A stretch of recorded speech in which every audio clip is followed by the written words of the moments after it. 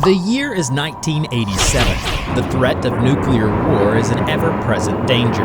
The Americans need to find shelter from a nuclear winter, should the worst happen. Yes, I did it! Dr. Faulkner applied the finishing touches to his machine.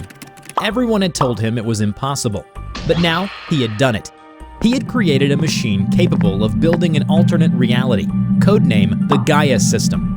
Yet, when Dr. Faulkner demonstrated his invention to the Bureau agents, at first, nothing happened. This can't be right. The calculations were correct. Perhaps I could… forget it. Looks like you need a few more years to develop your tech. Let's wrap this up. I'm starving. The agent turned to leave the room. But when he opened the door, the hallway he had walked down just moments before was gone, replaced by an empty office bathed in the dull glow of yellow fluorescent lights. The smell of mold rose up from the carpet, and the buzzing from the lights was loud enough to drive them insane.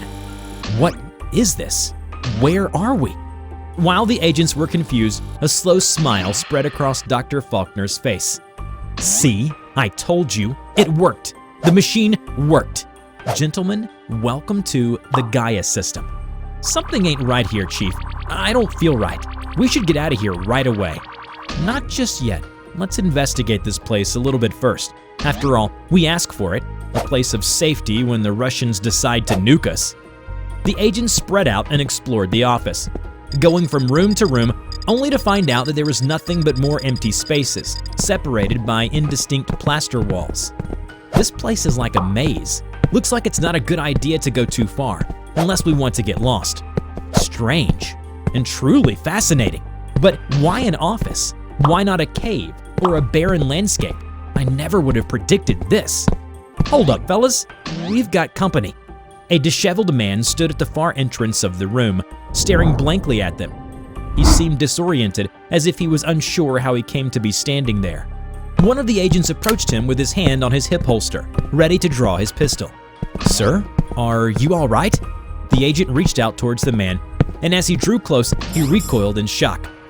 Finally, the man spoke. Are you real? What do you mean? Of course we're real. The man leaned against the wall and sat down. This place, I can't remember. One second I was walking, the next somehow I fell through a wall or something, and I've been trapped here ever since. I didn't think anybody else was here until I realized I was being chased by something terrible. I kept glancing over my shoulder. I would glimpse some sort of tall figure, vaguely human, but also somehow not human. And then, sometimes, in the shadows, I would see something, like a flash of teeth, a smile. Do you hear that? The men listened.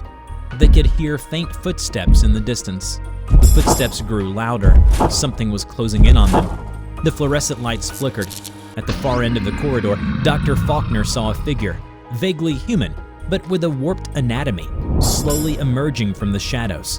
What is that thing? That's the thing that's been chasing me. The strange creature seemed to focus on them. It dropped to all fours and began to run towards them like a mad dog suddenly let off a chain. Run, back to the room we came from. They ran without looking back, because they knew if they did, they would find themselves at the mercy of the beast. As they reached the door, they could hear its hungry breath close behind them. They dashed through, and the lead agent slammed the door behind him and immediately backed away. I've never seen anything like that. Wait, what are you doing? Dr. Faulkner approached the door. Without even pausing, he opened it. The strange yellow office space was gone. The corridor of the Bureau had returned. The machine must have a fault in it. That's probably why the pathway to the Gaia System is cut off. The agent sighed and got up. All right, Dr. Faulkner, I need you to fix the machine for us. We need to go back to find Dr. Faulkner? Dr. Faulkner was standing outside the room, staring far into the shadowed corridors, all of them lined with doors that led into different rooms. Damn it, Faulkner, we need you to fix your machine. We have to go back to that place again. You hear me? What? Oh, yeah, sure. Staring into the hallway, he could imagine the horror, the familiar yet unnerving reality that his senses would never accept. Somehow, the smell of the moldy carpets and the buzzing of the fluorescent lights lingered still in his mind.